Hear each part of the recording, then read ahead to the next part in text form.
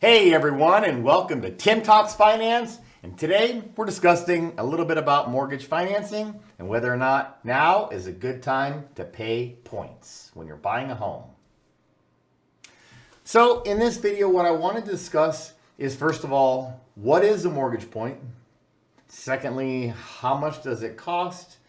And number three, what are the advantages and disadvantages? Like, should we pay them? How do we pay them? Things of that nature. So let's start off with, first of all, what a mortgage point is. Because the first time I heard this, I thought it was like a game, right? Like a game of football. Like the more points that you get, the better off you are. But that's not how it works, okay? Here is what a mortgage point is, okay? And this definition comes directly from the CFPB, which is the Consumer Protection Finance Bureau. They are the governing body for mortgage lenders. Okay. Definition. Generally, points and lender credits let you make trade-offs in how you pay for your mortgage and closing cost points, also known as discount points, to lower your interest rate in exchange for paying upfront fees. Lender credits lower your closing costs in exchange for accepting higher interest rates. Okay, so like government jargon, right? What does this mean in English?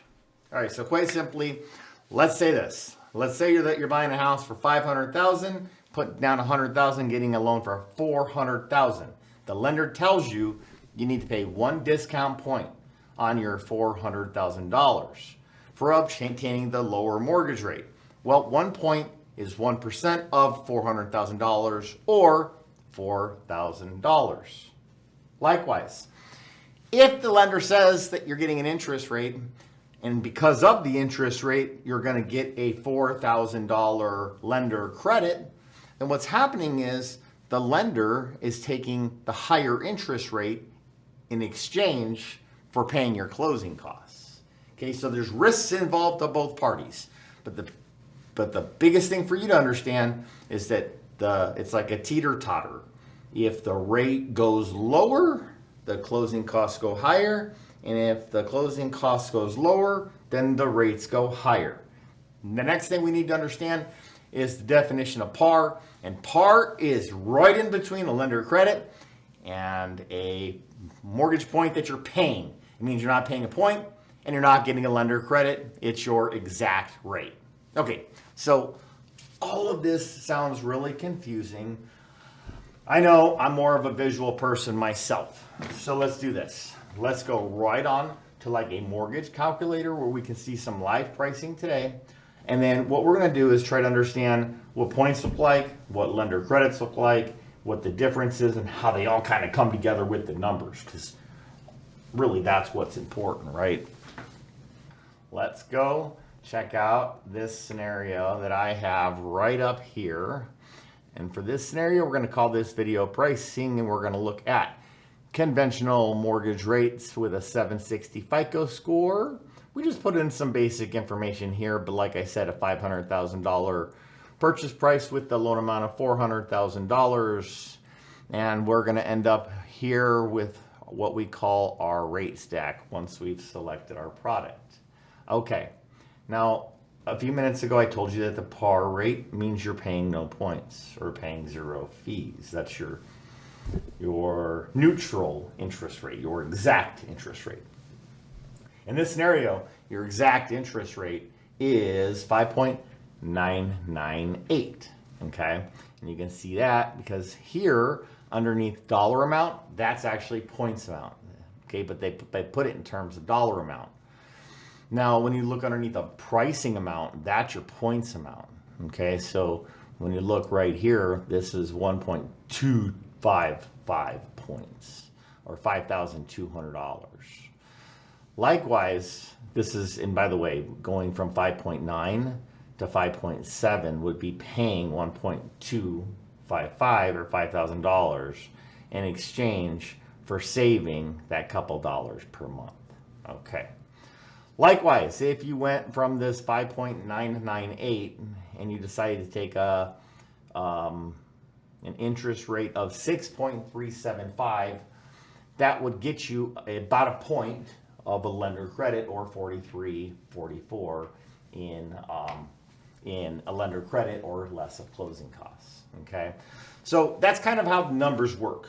And so does this all make sense for you to pay a point now in this market, now that we've kind of analyzed a little bit of the points? Well, well, it all depends. Like, if we keep seeing rates go up like 8, 9, 10, 11, 12, 13, 14, then it might seem like a wise idea if you look back and say, man, I'm glad we paid those mortgage points and got rates in the 5s. Or if rates actually go down, then it could cost you tens of thousands of dollars more in the long run. So, how do you know if paying points is right for you? Well, first of all, you got to ask yourself this.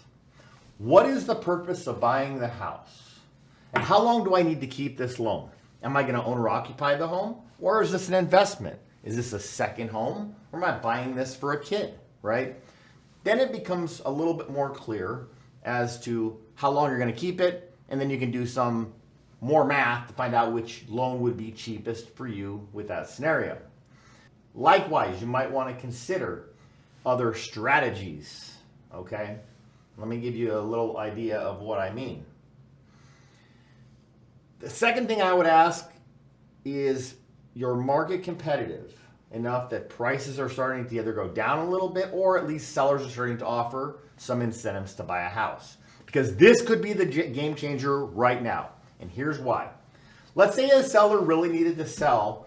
Let's say that they had that thing priced at $500,000, but they can only take a $25,000 or a 5% drop. That's all that they could afford to take, or they're going on to the next offer. But you can't afford that payment, right? You can afford the payment at maybe $450 or $425, but not at, $475.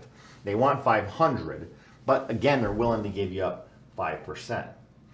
So what if we did this? What if we strategically thought, well, hey, instead of having them drop the price by 5%, what if we took the 5 points and then we applied that to our interest rate buy down?